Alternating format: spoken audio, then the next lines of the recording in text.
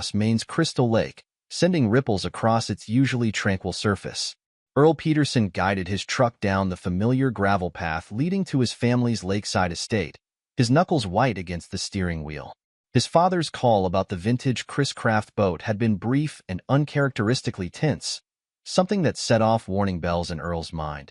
Thomas Peterson had maintained that boat with religious dedication for 3 decades. "Dad, what's wrong with the boat?" Earl had asked over the phone. Thomas's voice had wavered. Just come quickly, son. Please." That hesitation, that tremor in his father's usually steady voice, it wasn't right. Earl had learned to trust his instincts during his years in special operations, and right now, every nerve-ending screamed that something was terribly wrong. As he rounded the final bend in the driveway, the first red flag appeared. The property's security cameras, which he'd personally installed last spring, hung motionless. Their recording lights, which should have been blinking steady red, were dark. Earl slowed the truck, scanning the property with practiced precision. His heart nearly stopped when he spotted his wife Courtney's black Mercedes parked behind his parents' car. She told him she would be in Boston all week for a real estate conference. Earl had even helped her pack, listening to her enthusiastic chatter about networking opportunities and potential high-end property listings. "Just think, darling," she'd said, kissing his cheek. "This could be our big break into luxury real estate." Now her presence here, on a Wednesday afternoon when she should have been 2 states away, sent ice through his veins. Earl parked his truck out of sight, behind the old groundskeeper's shed. As he approached the house, his military training took over. Each step deliberate, his breathing controlled. The front door stood ajar, afternoon sunlight spilling across scattered papers in the entryway. Family photos lay face down on the hardwood floor, their frames cracked. Earl's hand instinctively reached for a weapon that wasn't there, his combat reflexes surging to the surface. From the direction of the boathouse came muffled voices. Earl moved silently across the lawn, years of tactical training guiding his movements. As he drew closer, his wife's voice carried clearly through the autumn air, cold, calculating, and utterly foreign to the woman he thought he'd married. "You two better clear your son's inheritance soon so I can divorce him and take a bigger cut." Courtney's words dripped with contempt. "After that, I'll retire rich, thanks to him. Don't you dare tell anything to your son, or my lover will make sure you won't be around much longer." Earl positioned himself near the boathouse window, his back pressed against the weathered wood. Through the slats, he could see his mother Lynn's tear-streaked face, her usually immaculate silver hair disheveled. Thomas sat beside her, cradling his right wrist, which was beginning to show signs of bruising. The sight of his father, a proud man who'd built their construction company from nothing, looking defeated sent rage coursing through Earl's body. Standing beside Courtney was a hulking figure Earl didn't recognize, a muscular man with crude prison tattoos snaking up his neck. Later, Earl would learn this was Glenn Green, but in that moment, all he saw was a threat to his family. The man's stance and the slight bulge under his jacket suggested he was armed. What caught Earl's attention next made his blood boil. Around Courtney's neck gleamed his mother's sapphire necklace, a Peterson family heirloom passed down through 4 generations. Lynn had worn that necklace at Earl's wedding, promising to give it to his future daughter one day. "The money's not enough," Courtney was saying, her manicured fingers toying with the stolen necklace. "Maybe I should take this too. It's probably worth more than that pathetic boat your husband wastes so much time on." "That necklace belongs to my daughter." Lynn's voice shook with anger despite her fear. Glenn stepped forward, his shadow falling across Lynn. "You don't have a daughter, old lady. Just a son who married the wrong woman."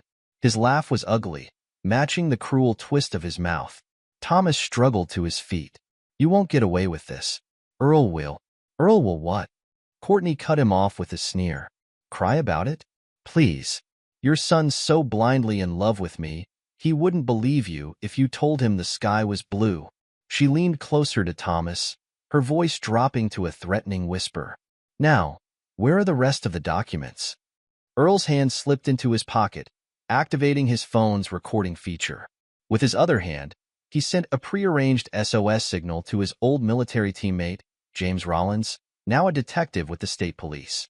Years of friendship had taught them to trust such signals without question. Through the window, Earl could see the boathouse table clearly now. Half-empty coffee cups sat scattered across its surface, a faint white residue visible around their rims. The wall safe, hidden behind a vintage boating poster, gaped open, decades of family documents spread across the floor like fallen leaves. The transfer papers need both our signatures, Thomas was saying, his voice stronger now. And I won't sign anything under duress.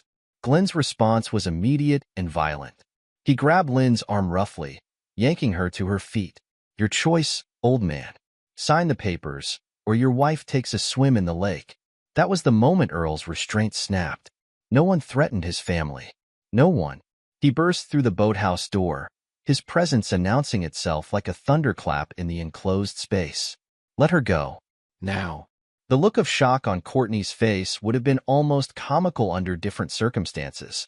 Glenn reacted instantly, shoving Lynn aside and reaching for his concealed weapon. But Earl was already moving, his military training taking over. The fight was swift and brutal. Glenn had prison yard tactics and raw strength, but Earl had years of special operations training. As Glenn drew his weapon, Earl grabbed a hammer from his father's toolbox, using it to disarm the larger man. The gun went flying, skittering across the floor and under a workbench. Glenn charged like a bull, but Earl sidestepped, using the man's momentum against him.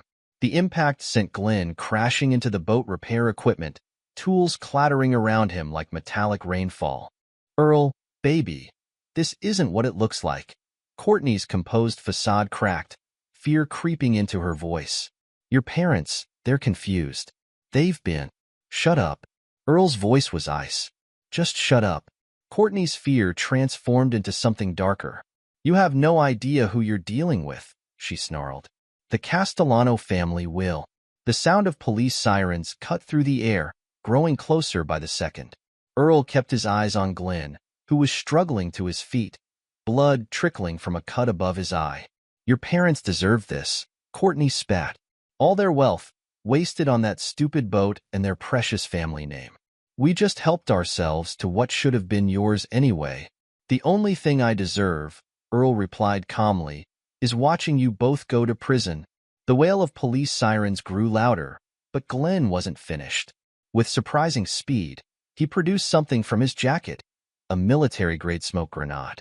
The action revealed his own service background, a detail that would later prove crucial to the investigation. Now, Glenn shouted, pulling the pin. Thick smoke filled the boathouse within seconds. Earl heard his mother cough, his father calling out in confusion.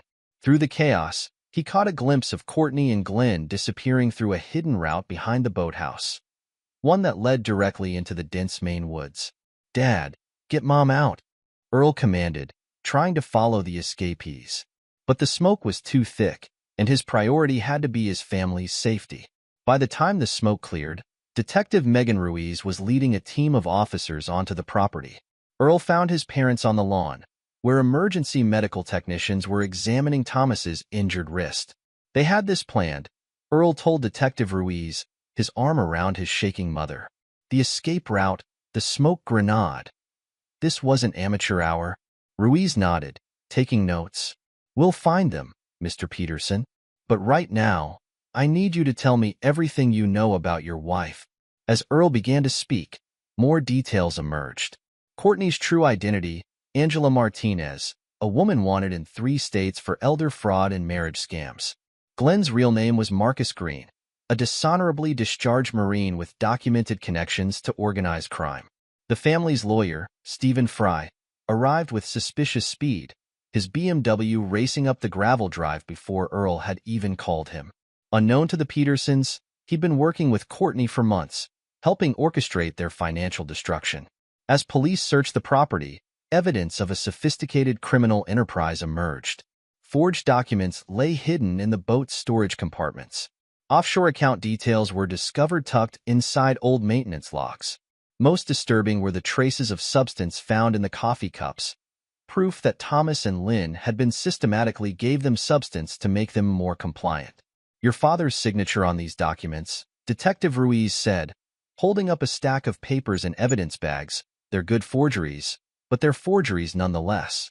They've been working on this for months. Earl stood in the boathouse doorway, watching the sun set over Crystal Lake. The vintage Chris Craft boat bobbed gently at its mooring, a silent witness to the day's events. His mother's sapphire necklace was gone, along with decades of family history and trust, but Earl Peterson was far from defeated. "Detective," he said, turning to Ruiz, "I want to be involved in every step of this investigation." "That's not standard procedure," she began. "Neither is what happened here today." Earl's voice was firm. "They didn't just try to steal our money. They tried to destroy my family. This isn't over." As crime scene technicians combed the property and his parents gave their statements, Earl made a silent vow. Courtney, or Angela, or whatever her real name was, had chosen the wrong family to target. She thought she knew him, thought she had him figured out. She was about to learn just how wrong she was. The autumn wind continued to blow across Crystal Lake, carrying with it the promise of coming winter. But for Earl Peterson, it carried something else, the certainty that this was only the beginning. The mahogany-paneled study in the Peterson estate underwent a dramatic transformation in the week following the lake house incident. Earl methodically stripped the walls of their family photos, replacing generations of smiling faces with surveillance feeds and criminal network charts. The vintage sailing maps that Thomas had collected now served as backdrops for financial flow diagrams and suspected criminal connections. "Sir, FBI is here," announced Officer Chen, one of the local police officers assigned to guard the property. Earl looked up from the stack of financial records he'd been reviewing. Special Agent Benita Sullivan strode into the study, her dark suit and precise movements marking her as federal law enforcement before she even showed her credentials. Behind her came a team of specialists carrying cases of equipment. "Mr. Peterson," Sullivan said, extending her hand, "your case just landed on my desk. This goes far beyond a simple inheritance dispute." Earl gestured to the evidence boards he'd assembled. "I've been piecing things together. My wife, Angela Martinez," Sullivan interrupted, spreading photographs across Thomas's antique desk. "Though that's just one of her aliases. Your wife isn't just a con artist, Mr. Peterson. She's the mastermind behind the Castellano family's elder fraud division." Earl leaned forward, studying the photos. They showed Courtney, no, Angela, at various high-end art galleries across New England. In each image, she wore a different designer outfit, but her predatory smile remained constant. "Those art galleries she frequented?" Sullivan continued. "Money laundering fronts, the real estate conferences, planning sessions for their next targets. We've been building a case against the Castellanos for years, but they're careful. Your wife's mistake was getting greedy with your family." A tall man in wire-rimmed glasses stepped forward, carrying a laptop. "Howard Spence, Forensic Accounting," he introduced himself. "We've been tracking financial patterns across the eastern seaboard. Each transaction, each art sale, leads back to the same network." Spence pulled up complex financial diagrams on his screen. "See these transfers? High-end art pieces moving between galleries in Boston, New York, and Miami. Perfect for laundering money. The Castellanos were doing small-time elder fraud before your wife showed them how to steal entire family legacies." Earl studied the patterns, his military training helping him spot the tactical elements in their financial strategy. "They move the money like they're moving troops," he observed, "creating diversions, false trails." "Exactly," Sullivan nodded approvingly. "Your background might be crucial in understanding their operation." At that moment, Detective Ruiz entered with fresh coffee for the team. "Your parents are settled at the mountain cabin," she reported to Earl. "Full security detail in place." Earl nodded, grateful for the update. His parents were recovering at a secure location, their testimony proving invaluable. Each day revealed more about the methodical nature of Courtney's operation. She'd prepared their coffee every morning, playing the dutiful daughter-in-law, while lacing their drinks with a carefully measured cocktail of a legal substance. Glenn's presence wasn't just for muscle, Sullivan explained, pulling up his military record. Marcus Green, discharged for conduct unbecoming. He used psychological warfare techniques, subtle threats, implied violence. More effective than outright force for maintaining control. Earl remembered the bruise on his father's wrist, his mother's tear-streaked face. His jaw tightened. "What's our next move?" "We build an airtight case," Sullivan declared. "The Castellanos have connections in law enforcement, judiciary, even banking. We need overwhelming evidence."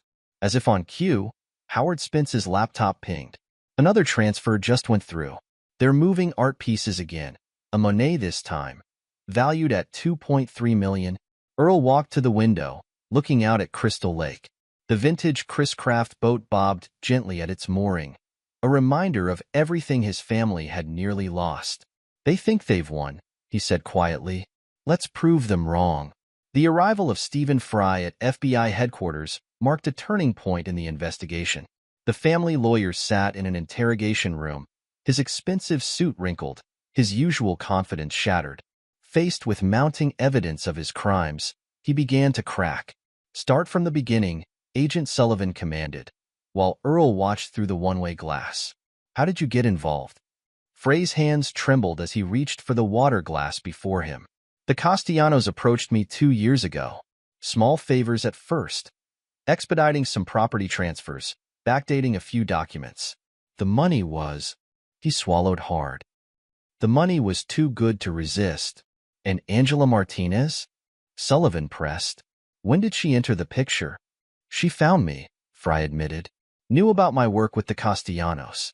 Said she had bigger plans." He leaned forward, voice dropping. "The Castellanos own 6 retirement homes across 3 states. Courtney, Angela, she'd identify wealthy targets, then create circumstances forcing them to move in. Once isolated, the families never stood a chance." Earl felt a hand on his shoulder. Travis Minor, his former team leader and now an FBI consultant, stood beside him. "You okay?" "I trusted him," Earl said quietly. "He handled my parents' estate planning for 20 years. Travis nodded grimly. "That's how they operate. They don't just steal money. They steal trust." Inside the interrogation room, Fry continued his confession. Judge Jeffrey Matthews was key. He approved all the fraudulent property transfers through his court.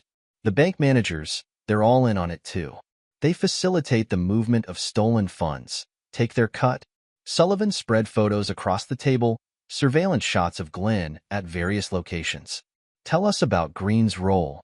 "He's their enforcer," Fry explained. "Ex-military, like you suspected.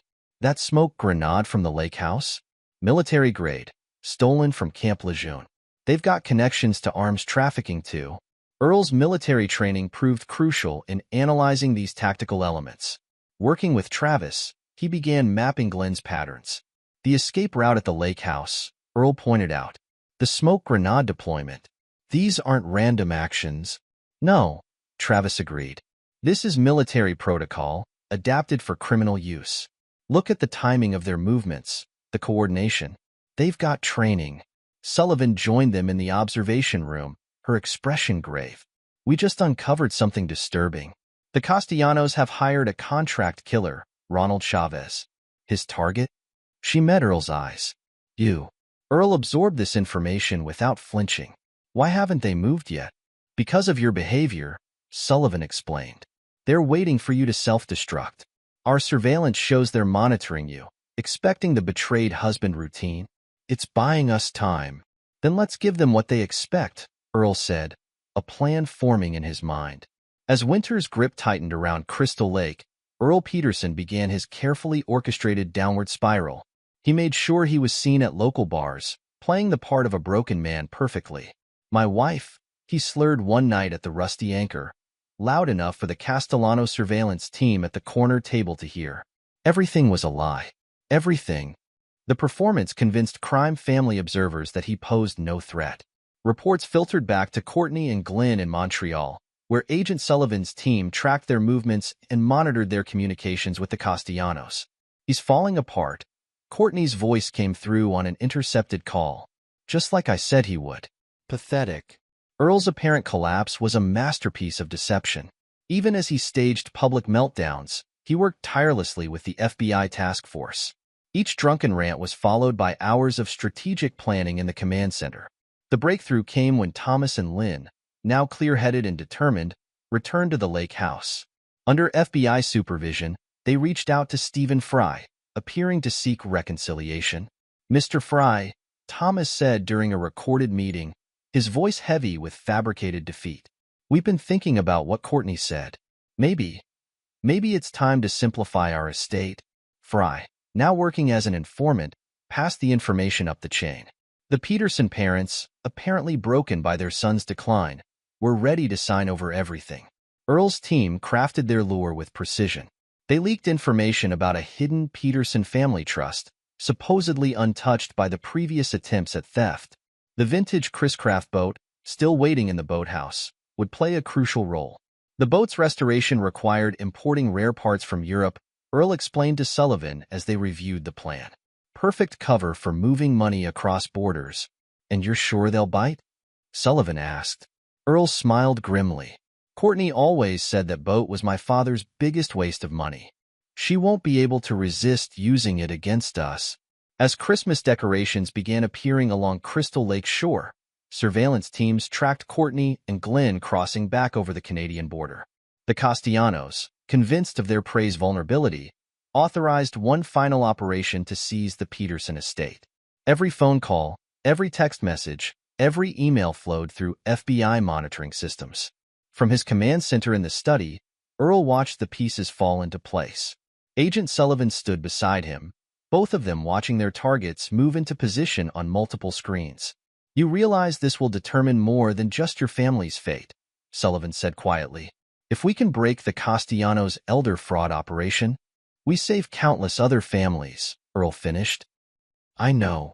Outside, snow began to fall on Crystal Lake. The vintage boat waited in its boathouse like a silent witness, ready to play its part in the coming storm. Earl Peterson, the man Courtney had dismissed as a lovesick fool, stood ready to spring the trap that would bring down an entire criminal empire. The final act was about to begin, and this time, Earl Peterson would be the one writing the ending. Heavy snow blanketed Crystal Lake on Christmas Eve, transforming the Peterson estate into a winter fortress. The security cameras, now fully operational but carefully disguised as malfunctioning, recorded every detail as a black SUV crept up the driveway at 11:47 p.m. Inside the FBI command van parked half a mile away, Earl Peterson watched Courtney and Glenn's approach on multiple monitors. "They really think you're passed out drunk in Portland," Agent Sullivan observed, adjusting her tactical vest. The FBI had orchestrated every detail, including Earl's very public breakdown at a Portland bar earlier that evening, actually performed by an undercover agent, while the real Earl prepared for the operation. "Courtney always did underestimate me," Earl replied, his voice cold. "She thought I was just some lovesick fool she could manipulate." Through the surveillance feeds, they watched Glenn approach the front door. His prison tattoos stood out starkly against the falling snow as he worked on the new lock, exactly the one the FBI had installed, knowing his preferred picking methods.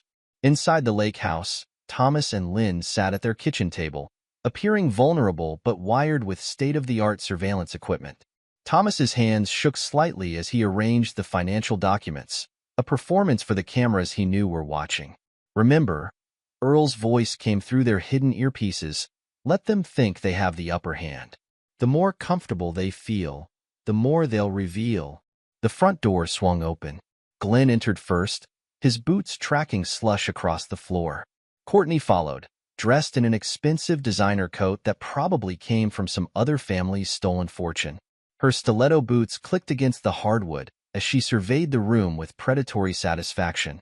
"You should thank us," Courtney said, her smile cold as she regarded the elderly couple.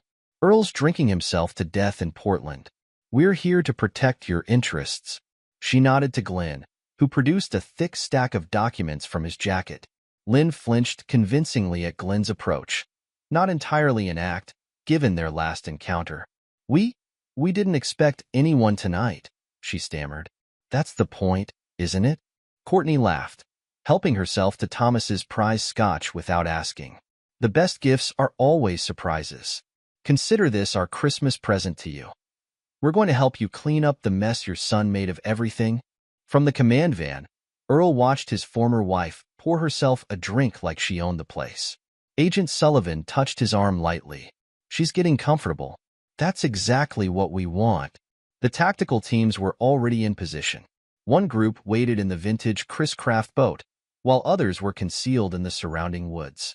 Every room in the house had been wired for sound and video, creating an inescapable web of surveillance. Glenn prowled the room restlessly, his instincts clearly troubled by something he couldn't quite identify. "We should do this quick," he muttered to Courtney. "Something doesn't feel right." "Relax," Courtney snapped, settling into Thomas's favorite chair. "Look at them. They're terrified." "And Earl?" She laughed again, the sound like breaking glass. "He couldn't even figure out I was using a legal substance on his parents' coffee for months. Trust me, everything's under control." The next hour proved to be a masterclass in hubris. Courtney, believing she faced only two defeated seniors, began to revel in her moment of triumph. The hidden cameras captured every word as she detailed her operation with smug satisfaction. "You know what your real problem was?" she asked, swirling the scotch in her glass. "You were too trusting. Too wrapped up in your precious family name and traditions. The Castellanos used to think small nursing home scams, insurance fraud. I showed them how to steal entire family legacies." Thomas leaned forward, playing his role perfectly. How many others?" "Oh, dozens," Courtney preened. "The art galleries were brilliant, if I do say so myself. Who looks twice at $1 million painting changing hands? Money laundering at its finest. And the retirement homes? Perfect hunting grounds. Rich old people, all lined up like dominoes." Glenn's unease grew as Courtney talked. He kept glancing at the windows, the tactical training he'd corrupted now warning him something was off. But Courtney was too caught up in her moment of glory to notice. "Your son actually did me a favor," she continued, pulling out her phone. "His pathetic drinking made this so much easier. I just need to call Judge Matthews about expediting these final transfers." Her eyes fell on the vintage boat's restoration paperwork, carefully placed on Thomas's desk. The documentation suggested an insurance value 3 times the boat's actual worth, perfect for money laundering. As Courtney reached for the papers, a familiar voice cut through the room. "Federal agents insist on proper documentation," Earl said calmly, stepping out from the study doorway. "Especially for international transactions." Glenn's reaction was instant and violent. He reached for his weapon, but FBI teams were already swarming in from every entrance. Earl's former military unit, now FBI tactical operators, had him surrounded before his hand could close on the grip. Agent Sullivan personally approached Courtney, whose composure had finally shattered. "Angela Martinez," she announced formally, "you are under arrest for fraud, money laundering, conspiracy, and multiple counts of elder abuse." Across 3 states, synchronized raids began. Judge Matthews was taken into custody during his Christmas Eve dinner, the turkey still steaming on his dining room table. The Castellano family leadership found their holiday gathering interrupted by tactical teams. Retirement home administrators, corrupt bankers, and art gallery owners all received similar Christmas Eve surprises. In the lake house, Courtney made one final attempt at control. "You can't prove anything," she snarled at Earl. "It's our word against 2 senile old people." Agent Sullivan smiled, producing a tablet displaying multiple video feeds. "Actually, we have your entire confession from tonight, plus evidence from every property transfer, art sale, and retirement home scheme for the past 5 years." Mr. Fry was quite thorough in his documentation. The evidence was overwhelming. Years of recorded conversations and transactions. Detailed financial records from phrase files. Testimony from dozens of victims. International banking records. Documented connections to organized crime. Proof of judicial corruption. Medical records showing systematic illegal substance of victims. Earl stepped closer to Courtney as agents cuffed her. "You thought I was weak," he said quietly, "that I'd fall apart without you. But you never really knew me at all." "This isn't over," Courtney spat, but her voice trembled. "Actually," Earl replied, "it is." The following Christmas transformed Crystal Lake into a symbol of justice and healing. The Peterson estate hosted a gathering of families, all victims of the Castellano organization who had reclaimed their stolen legacies. The vintage Chris Craft boat, fully restored, bobbed gently at its dock. Earl and Agent Sullivan, their relationship forged in the crucible of justice, announced their engagement during the gathering. Their connection had grown naturally from mutual respect and shared determination, nothing like the manipulation that had characterized Earl's first marriage. Thomas and Lynn, fully recovered from their ordeal, had established a foundation to protect elderly citizens from financial exploitation. The family's construction business thrived under Earl's leadership, now specializing in security systems for senior communities. In federal prison, Courtney began serving her 30-year sentence, her designer clothes exchanged for prison orange. Glenn's cooperation with authorities earned him 15 years in a separate facility. The Castellano organization's leadership faced life terms, while Judge Matthews wrote his memoirs from a minimum security compound. The Peterson family story became a catalyst for legal reform, leading to strengthened protections for elderly citizens and harsher penalties for inheritance fraud.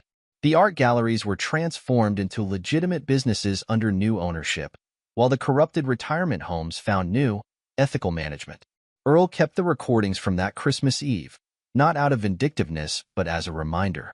The leather portfolio still sat in his father's study, now containing documentation of their victory rather than their victimization. The lake house stood proud against the Maine winter, its security cameras bright and functional, protecting a family that had turned victimization into victory. On quiet evenings, Earl and Benita Sullivan took the Chris Craft out on Crystal Lake, its restored engine purring across waters that had witnessed both betrayal and redemption. The boat, like the Peterson family, had emerged stronger from its trial by fire, a testament to the power of justice served cold on a winter's night. "What do you think about a spring wedding?" Benita asked one evening as they watched the sunset from the boat's deck. "Here by the lake?" Earl smiled, thinking of everything the waters had seen. "Perfect," he said. "This place has seen enough darkness. Time for some light." The vintage Chris Craft carried them back to shore, its wake spreading across Crystal Lake like ripples of justice. Steady, unstoppable, and finally complete. Epilogue. 5 years later. The federal maximum security facility in Colorado stood stark against the mountain backdrop as Earl Peterson walked through multiple security checkpoints. 5 years had transformed him. His military bearing remained, but success and vindication had added confidence to his stride. "Prisoner 24601 is ready," the guard announced. Courtney Martinez, formerly known as Angela Martinez and Courtney Peterson, sat shackled to the interview table. Prison had stripped away her designer facade. Her once immaculate hair was streaked with gray, her manicured hands now rough from mandatory labor. "Come to gloat?" she asked, but the old venom had drained from her voice. "No," Earl replied, setting down a thick folder. "I'm here because 3 more of your previous victims came forward. The FBI needs to verify some details." Courtney's shoulders slumped. Her empire had crumbled completely in the years since her arrest. Each month seemed to bring new victims forward, each revelation extending her sentence. The 30-year term had grown to life without parole as evidence of more crimes emerged. "How's Glenn?" she asked, attempting sarcasm. "Still enjoying his deal?" Marcus Green committed suicide in his cell last year, Earl informed her dispassionately. His conscience finally caught up with him. Before he died, he provided evidence about 7 more families you targeted. Did you really think we wouldn't find them all eventually? The news of Glenn's death seemed to age Courtney another decade in moments. Her last ally was gone. The Castellano organization had disowned her, her illegal fortune was confiscated, and her web of lies had unraveled completely. Justice blooms. Back at Crystal Lake, the Peterson estate had become a symbol of resilience and redemption. The lakeside property now housed the Peterson Foundation for Elder Justice, a nationally recognized organization dedicated to preventing financial exploitation of seniors. Thomas and Lynn Peterson had transformed their trauma into purpose. "Another group today?" Earl asked his mother as he arrived home. Lynn, her silver hair now a crown of dignity, was arranging chairs in the converted boathouse conference room. "Financial advisors from across New England," she confirmed. "Your father's giving his presentation on spotting fraud indicators. 5 years later, and they still want to hear our story." The foundation had helped recover over $100 million in stolen assets for elderly victims nationwide. Thomas Peterson's experience had made him an expert at detecting financial exploitation schemes. His presentations to law enforcement and financial institutions had become legendary in the industry. The vintage Chris Craft boat, still gleaming at its dock, had become part of the Foundation's logo, a symbol of preservation and justice. Earl and Benita Sullivan Peterson used it regularly, taking their 3-year-old twins Emma and James for sunset cruises. Ripples of change. The case's impact had rippled far beyond Maine. Judge Jeffrey Matthews, serving 20 years in minimum security, had become a cooperating witness in judicial corruption cases across the country. His detailed testimony had led to the removal of 12 corrupt judges and the overturning of hundreds of fraudulent property transfers. Stephen Fry, after serving 3 years and providing extensive cooperation, had been released and now worked as a consultant for the FBI's Elder Fraud Division. His insider knowledge proved invaluable in dismantling similar schemes nationwide. The corrupted retirement homes had been completely reformed under new management, with the Peterson Foundation providing oversight. The art galleries, once fronts for money laundering, now operated legitimately, with several hosting exhibitions of art created by fraud survivors as therapy. Detective Megan Ruiz had been promoted to lead a specialized elder fraud task force, often collaborating with the Peterson Foundation. James Rollins, Earl's former military teammate who received his initial SOS, had joined the Foundation's security division, training law enforcement in protective tactics for vulnerable seniors. A new chapter. Earl's construction company had evolved into Peterson Security Solutions, specializing in protecting senior communities and financial institutions. The technologies they developed had become industry standards, implemented in retirement facilities across the country. Benita Sullivan Peterson now headed the FBI's New England White-Collar Crime Division, her experience with the Peterson case informing her approach to complex fraud investigations. Their marriage had become a partnership in justice, their shared dedication to protecting others strengthening their bond. The twins, Emma and James, were growing up surrounded by the legacy of their family's triumph over betrayal. The lake house's security cameras still functioned perfectly, but they now watched over family gatherings and Foundation events rather than criminal conspiracies. The final ledger. During her years in prison, Courtney had received multiple offers for book and movie deals about her crimes. She had accepted none, her silence a final punishment, as she watched the Peterson family's story of resilience inspire others through authorized documentaries and educational programs. The Castellano crime family had never recovered from the scandal. Their leadership died in prison, their criminal empire dismantled, their ill-gotten assets redistributed to victims. The investigation sparked by the Peterson case had led to the collapse of similar operations in 3 countries. The leather portfolio in Earl's study, once containing evidence of victimization, now held thank-you letters from families they had helped, photographs of reunited relatives, and documentation of lives rebuilt. The Foundation's annual Christmas gathering had become a celebration of healing, with hundreds of survivors sharing stories of recovery and renewal. Legacy of Crystal Lake. 10 years to the day after Courtney's arrest, Earl stood at the lake's edge with his children. Emma, already showing her mother's investigative mind, asked about the story behind the boat's name. Justice Wake? Sometimes, Earl explained, watching the sunset paint Crystal Lake in shades of victory, bad things happen to good people. But what matters is how we respond. This boat, this lake, this family, we chose to fight back. Not just for ourselves, but for everyone who needed protection. The Peterson estate had become more than a home or Foundation headquarters. It stood as a beacon of hope, proving that justice, while sometimes slow, was unstoppable when pursued with determination and integrity. Inside the house, Benita prepared for another Foundation board meeting. Thomas and Lynn played with their grandchildren in the restored boathouse. The security cameras blinked steadily, their red lights now symbols of protection rather than intrusion. Crystal Lake's waters lapped gently at the shore, carrying decades of stories, of betrayal transformed into triumph, of victims becoming protectors, of a family that refused to be broken. The vintage Chris Craft boat bobbed at its mooring, its wake long since settled but its impact eternally rippling outward, touching lives far beyond the shores of a lake in Maine. As dusk settled over Crystal Lake, Earl gathered his family for their evening boat ride. The tradition had begun as therapy but had become a celebration. Each voyage reminded them that while evil might make waves, justice created lasting currents that changed the very course of rivers. The Peterson legacy, forged in betrayal but tempered by justice, had become a foundation for others to build upon. In the end, Courtney's attempt to destroy the family had instead created an indestructible force for good, proof that sometimes the greatest victories come from the battles we never chose to fight, but refused to lose. This is where our story comes to an end. Share your thoughts in the comments section. Thanks for your time.